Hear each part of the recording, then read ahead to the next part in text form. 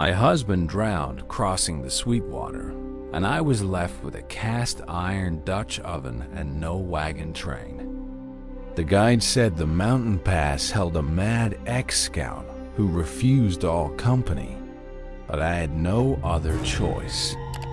I found Callum Creed hunkered in a lean-to, his eyes the color of a dead campfire and just as welcoming. He told me to leave by dawn, but a high-altitude snow began falling, and even a broken soldier knew mercy. I cooked us a rabbit stew in silence, and he ate like a man who'd forgotten food could taste like love. That night I slipped a folded recipe for sourdough biscuits into his coat pocket while he slept near the fire.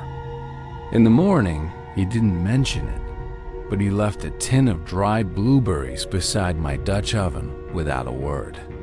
He spent his days scanning the valley for a threat that no longer existed, and I spent mine baking survival. I tucked the recipe for huckleberry cobbler into his saddlebag, and by evening, I found polished river stones on my bedroll.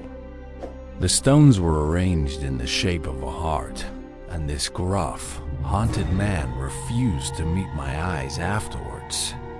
Slowly, I learned the truth. A misread map he drew caused the death of 6 dragoons, and he never forgave.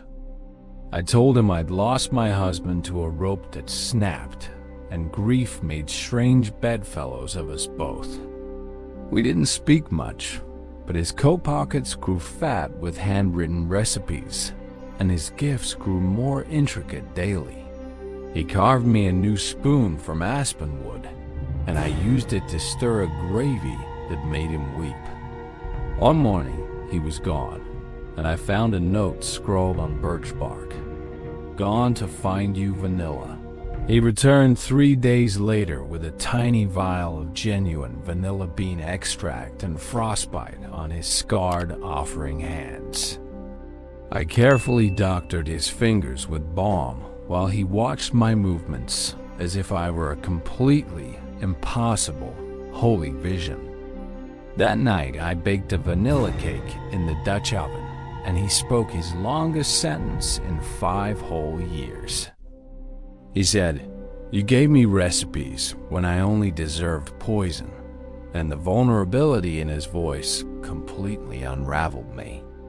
I kissed his chapped mouth, and he tasted like vanilla and salt, and a resurrection neither of us knew existed.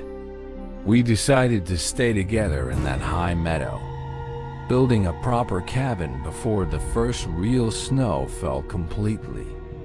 I ran a small trading post kitchen, and he became the best Trail Scout money could hire, redeemed and solid.